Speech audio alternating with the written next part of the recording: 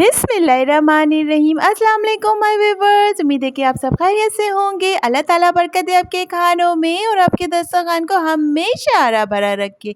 जी जनाब, तो food Avenue के किचन से आज लेकर आई हूँ मैं बहुत ही स्पेशल सी रेसिपी, जो कि हम बनाएंगे बची हुई दाल से।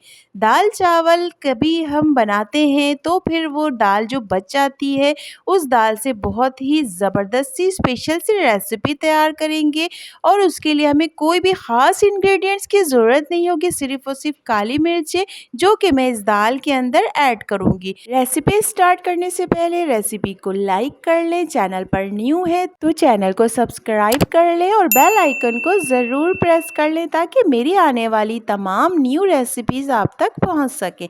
तो चले रेसिपी स्टार्ट करते हैं। एक बोल ले लेंगे और उसके अंदर जो बची हुई दालें थी, जिसकी मेजरमेंट अगर करेंगे तो 1 कप के करीब है, और उसमें 1 टीस्पून काली मिर्चों का शामिल कर देंगे। दाल और काली मिर्चों को अच्छी तरह से स्पून से मिक्स कर लेंगे।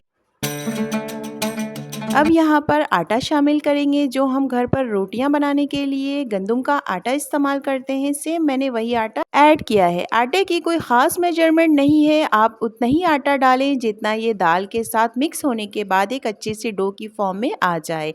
यहाँ पर जो मेरे पास दाल थी वो 1 कप के करीब थी, और उसमें 1 कप ही मैंने आटा शामिल किया था, तो ये अच्छा सा डो बनकर रेडी हो गया है।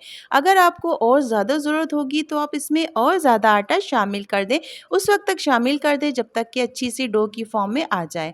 ये अच्छी सी डो की फॉर्म में आ गया था ये वाला आटा, तो फिर मैंने इसको ऑयल से ग्रीस कर दिया है। ऑयल से ग्रीस करने के बाद दोबारा से 1-2 पंच मारने के बाद आटा रेडी हो गया है। अब इसको अच्छी तरह से कवर करके 10 से 15 मिनट के लिए रेस्ट पर रख देंगे। आटे को जब रेस्टिंग पॉइंट पर रखते हैं तो वो अच्छी तरह से जुड़ जाता है और उसके अंदर अच्छी सी इलास्टिसिटी सी आ जाती है। तो 10 से 15 मिनट के बाद जब आटे को मैंने निकाला तो ये देखिए कितनी अच्छी सी इसके अंदर इलास्टिसिटी सी आ गई है, लचक सी आ गई है। अब इसके अच्छे से पेड़े बना लेंगे आप अपनी मर्ज़ी के मुताबिक। जितना भी मोटा आपको पराठा बनाना हो, उतना अच्छा सा मोटा सा पेड़ा बना लें। इस आटे से मेरे पास 4 पेड़े बनकर रेडी हो गए हैं। चारों पेड़े को मैंने इकट्ठे कर लिया है और इसमें आटे का खुशका भी रख लिया है और घी भी रख लिया है सामने।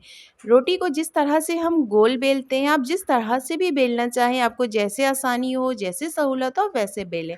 मैं इसको चौकोर शेप में बेल रही हूँ। घी को मैंने ऐड कर दिया था रोटी के अंदर और फिर उसको चौकोर शेप में बनाकर पेड़ा रेडी कर रही हूँ। अब हर एक पेड़े को उठाएंगे और उसको अच्छे से शेप में, जो इसका मैंने चौकोर शेप रखा था, उसमें बेल लेंगे।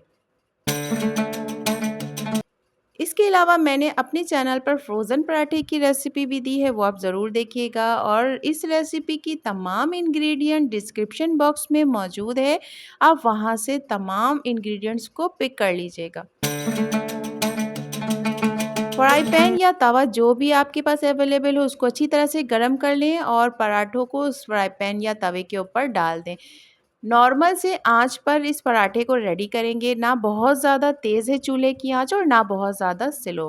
अब जब पराठा एक साइड से पक गया था तो पराठे को टर्न कर लिया है, और टर्न करने के बाद 1 टेबल स्पून घी का ऐड करके अच्छी तरह से स्पून की मदद से इस पराठे को मैं सेक रही हूँ। आपके घर में जिस तरह से पराठे बनाए जाते हैं, आप उस तरह से बना सकते हैं, लेकिन यहाँ पर मैं आपको 3 तरीक़ों से पराठे को सेकना और बनाना बताऊँगी। लेकिन हर घर की अपनी-अपनी स्पेशलिटी होती है पराठे बनाने की। तो फर्स्ट स्टेप जो आपको मैंने बताया, फर्स्ट मेथड जो मैंने आपको बताया, वो स्पून की मदद से। इतना ज़बरदस्त सा लाल कलर का पराठा रेडी हो गया है। अब दूसरे पराठे को लेंगे और उसी तरह से बेल लेंगे। हल्के हाथों से बेलन को चलाएँ। दोबारा से मैंने इसको तवे पर डाला और फिर एक स्पून की मदद से, यानी कि कफगीर की मदद से पराठे को सेकेंगे। हर तरफ से अच्छी तरह से सेक लें, कहीं पर भी कच्चा सा ना रह जाए। ये देखिए जो मैंने कफगीर से सेका था उसका भी रिज़ल्ट कितना अच्छा आया। अब तीसरे पराठे को ले लेंगे और उसको भी अच्छी तरह से रोलिंग पिन से रोल कर लें। तवा तो ऑलरेडी गर्म है, अब इसमें दोबारा से पराठे को डालेंगे। एक तरफ से पक जाए तो टर्न कर लेंगे। फिर 1 टेबल स्पून इस घी में घी का शामिल करेंगे और कपड़े के एक पीस को लेकर अच्छी तरह से पराठे को सेक लें। कहीं पर कपड़े के पीस से रोटी को सेका जाता है और कहीं पर स्पून, कहीं पर कपगिर। तो तीनों तरीकों से मैंने आपको पराठे रेडी करने का तरीका बता दिया है। तो आपको जो बेहतर लगे आप वो तरीका अपना सकते हैं। हर तरफ से पका लिया है और इतना टेस्टी सा ये पराठा बनकर रेडी हुआ है और इसका कलर भी इतना खूबसूरत रेड और येलो का कॉम्बिनेशन के देखते साथ ही आपको खाने का दिल चाहेगा। तमाम पराठों को रेडी कर लें। सेम वही तमाम स्टेप मैंने इसमें यूज़ किया है कि पराठे को एक तरफ से हल्का सा पका लिया है, फिर टर्न कर लिया और फिर घी से उसको अच्छी तरह से फ्राई कर लिया है। पराठों को आप चाय के साथ सर्व करें, सालन के साथ सर्व करें या फिर आप इसी तरह से पराठों को खाएं तो आपको इसका टेस्ट बहुत ही ज़बरदस्त और लाजवाब मिलेगा। और आपका दिल चाहेगा कि हर दिन इसी तरह के पराठे बनाकर खाएं। दाल तो हर घर में अगर बची हुई हो तो समझ में नहीं आता कि क्या करें, तो दाल से झटपट से ज़बरदस्त सी रेसिपी तैयार कर लें और मुंह का जायका बदलने के लिए भी ज़बरदस्त सा ये पराठा रेडी कर लें। आटा गूंथकर फ्रिज में रख दें और जब दिल चाहे तो फिर बनाएं।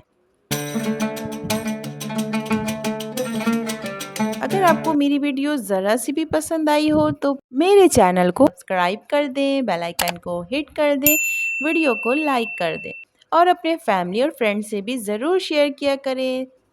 आज तक के लिए इतना ही। मिलेंगे किसी नए दिन किसी नई वीडियो के साथ। जब तक के लिए अपना बहुत ज़्यादा ख्याल रखिएगा, क्योंकि अगर हम फिट हैं तो हमारी फैमिली हिट है। अल्लाह हाफिज़।